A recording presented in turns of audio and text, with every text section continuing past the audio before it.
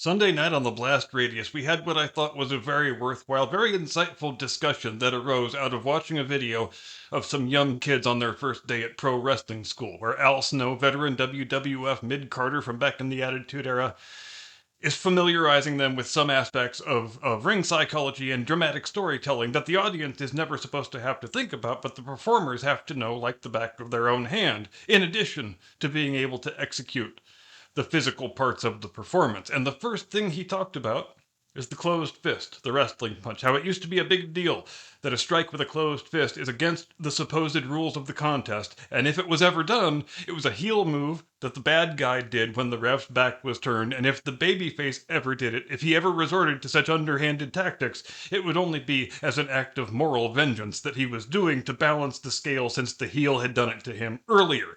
The closed fist thing, I don't recall it ever being made that big a deal of in the old WWF, but if you watched some of the other promotions around that time, the southern ones especially, the NWA territories and so forth, the broadcasters often did talk about it quite a bit, like, oh, he's got to watch it with that closed fist, he doesn't want to get himself disqualified.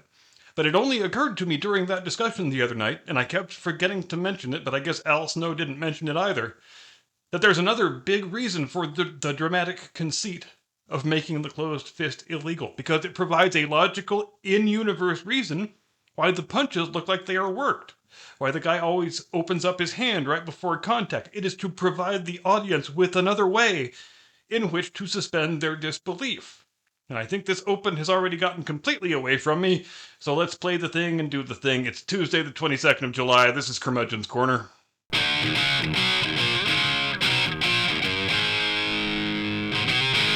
From high atop the battlements of Castle Curmudgeon, where I've never won an exploding barbed wire steel cage death match, but I ain't never lost one neither. Good afternoon, Mr. and Mrs. America and all ships at sea. Welcome to Curmudgeon's Corner. Let's quickly wrap up the thing about the wrestling punch before I run you through the 150-year history of how pro wrestling went from a legitimate sporting contest to the athletic theater that is loved today by many millions the world over. The punch I was talking about before, the one where you open the hand right at the end, and it winds up being more of a finger tap than anything, where you try to absorb some of the impact with the flexion of the fingers. I think that is considered more of an advanced technique today. I think the first kind of punch they teach beginners to throw today is the one where you place your other hand on the guy's head, and you're throwing an actual closed fist, but the thing you're punching is your own thumb. And it does seem like a safer thing to teach to guys who are neophytes, since if you botch it and hit too hard, the only guy getting an injury will be yourself. Now, as we know, it's impossible to fully understand a thing, any sort of a thing, but especially a thing that's grown into a worldwide cultural phenomenon, without historically contextualizing it. And to understand how pro boxing and pro wrestling started from pretty much the same point in terms of being sort of staged but sort of legitimate at the same time, and one of them went in the direction of competitive legitimacy and the other one went in the direction of scripted entertainment, you have to focus on the 50-year period between the end of the Civil War and the start of the Great War. The traveling circuses and carnivals that were created and popularized in the post-Civil War period, well, they were largely an outgrowth of the war itself, when troops of performing artists would follow the armies around, in addition to troops of prostitutes, troops of gamblers, troops of guys selling homemade gin, various types of other troubadours, and try to scratch out a living out of providing for the soldiers' entertainment needs, and hopefully you get to them early in the afternoon before the whores and the gamblers get there, and they've still got some money to spend. Now, did the carnival culture of the late 19th century arise from all those disparate groups of unsavory characters throwing in their lot together after the war ended and deciding, hey, let's all do business together? Yep, you betcha, it sure did. Now, these carnival shows always had some sort of athletic component to them, your strongman show, your tough man contest, and the guys who did those shows were often also the guys who did the boxing and wrestling shows.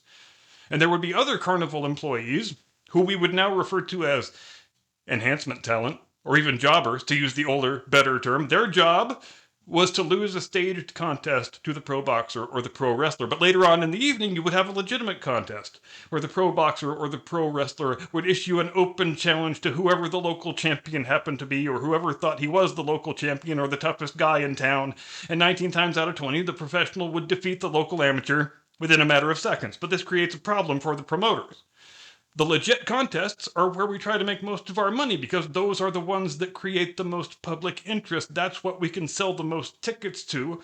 The staged contests we do during the day, everybody knows those are fake because people weren't born yesterday. But I can't sell tickets to a thing that is always over in under a minute or two. So here is what we are going to do. We're going to break the boxing matches into 3-minute rounds, and we're going to make the wrestling matches best 2 out of 3 falls. But the first couple of rounds in the boxing match and the first 2 falls in the wrestling match are a work. We predetermine those results. If the local challenger plays ball and makes the thing look good, we might let him have a share of the gate. Hell, we might even hire him as an enhancement talent. But the final round and the third fall of the wrestling match, that's when it becomes legit. That's when our professional gets to destroy you with extreme prejudice. And that's kind of the way it remains for most of the rest of the 19th century. The public really loves going to the carnival show and seeing the boxing and the wrestling matches, but they know the contests aren't totally legit.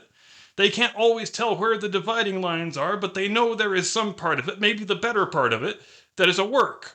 Meanwhile, the pro boxers and the pro wrestlers start thinking maybe they would like to get away from just being carnival sideshows and having half-worked contests against random local drunks. If there are only a half a dozen of us in the country who are good enough to take each other on in a legitimate contest, then we should arrange our own contests. And out of that desire arises events like the famous series of Gotch versus Hackenschmidt matches in the first decade of the 20th century, which is undoubtedly the high point of professional wrestling as a legitimate sporting contest. It was probably at that point the number 2 most popular sport in the country, right after baseball. And as amazing as it sounds to our modern ears, there was a widespread public perception in those days that pro wrestling was more legitimate than pro boxing was, and that was probably true. But the guys who ran boxing, also known as the mob, they decided that they needed the perception of competitive legitimacy in order to produce the kind of gambling revenue they needed to produce in order to finance some of their various other activities. Was it an imperfect process? Yes, very much so. I mean, fights are still getting fixed all over the world every day today. No matter what sport it is, gamblers will always try to find a way to fix the result. And if there are only 3 men in the ring, that makes it way the hell easier to fix the thing than if you were trying to fix a team sport. But for the most part, boxing is seen by the public today as a legitimate contest where everything we see in the ring is on the level. So the mobsters who tried to make it that way 110, 120 years ago, they definitely did achieve their purpose. And wrestling, as we know, they took the other fork in the road, the one that says we are going to make our industry thrive by guaranteeing the ticket-buying public a certain number of hours of exciting entertainment when they come to see one of our shows. Which, on the boxing side, that's not a problem you can really avoid if it is going to be a legitimate contest. The big fight of the century might end in the first minute of the first round. Ask Michael Spinks, he can tell you all about that. And sure, you can get around that to some extent by having an undercard with several other matches on it, but I am just guessing that the fancy celebrities who paid $1,500 for ringside seats to the Tyson Spinks fight probably didn't drive home saying, hey, at least we got to see James Buster Douglas TKO Mike Williams in the 7th round. And yeah, if you didn't know, or if you just forgot, Buster Douglas, who would go on to defeat Tyson in Tokyo 2 years later in the biggest upset in sports history, he was on the undercard of the Tyson Spinks fight. Just a fun little nugget of historical irony for you. And look, I guess I'm running out of script if I am going to keep this thing to the new 12-minute format, but I guess let's confront the biggest elephant in the room. There has always been a great deal of controversy, particularly from people who are viscerally dismissive of pro wrestling and hate it with the white-hot intensity of 1,000 exploding suns, on whether wrestling fans think, or have ever thought, that wrestling was a legitimate contest. And I think the only correct answer, as with most things in history, is yes and no. I think the wrestling industry spent too many decades, far too many decades in fact, thinking the audience did believe it was all legitimate, and indeed that fan interest relied on that belief. Which it probably never did, except maybe in the early days, if ever. But they spent so many years trying so hard not to pull the curtain back. Did it have the effect that some fans actually did think it was all legit?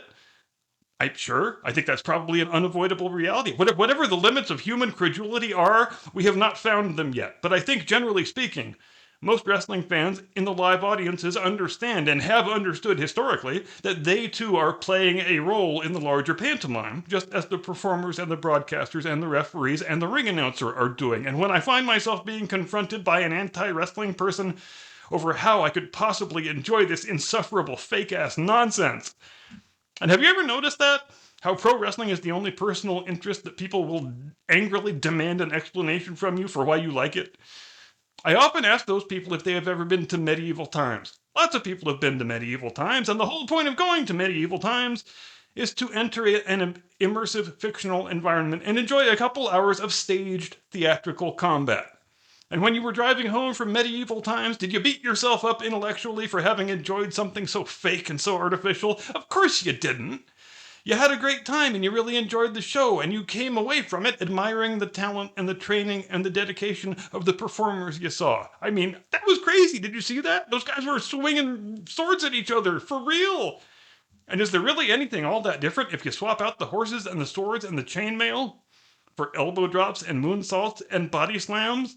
No. At least this reporter doesn't see any reason why there should be.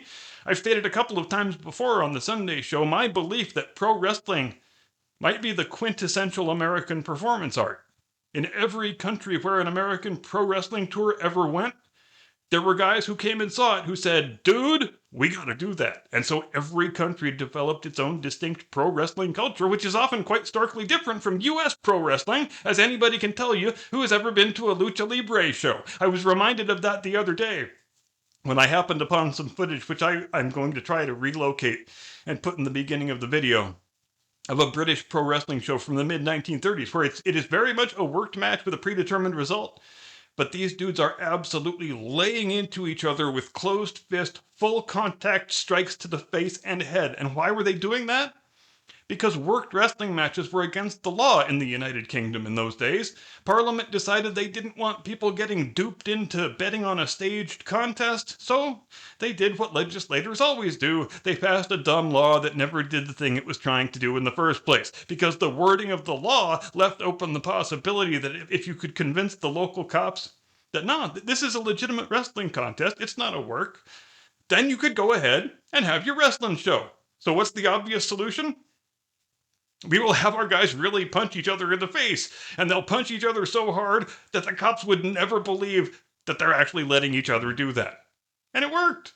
The cops and the politicians were none the wiser, and the school of pro wrestling that is now referred to as British strong style, that is where and why it originated. And if you are not fascinated and edified by that knowledge, then I got 2 words for you. I'm done. That's all I've got. Thanks for watching. See you next time. Get out of my squared circle and off my lawn.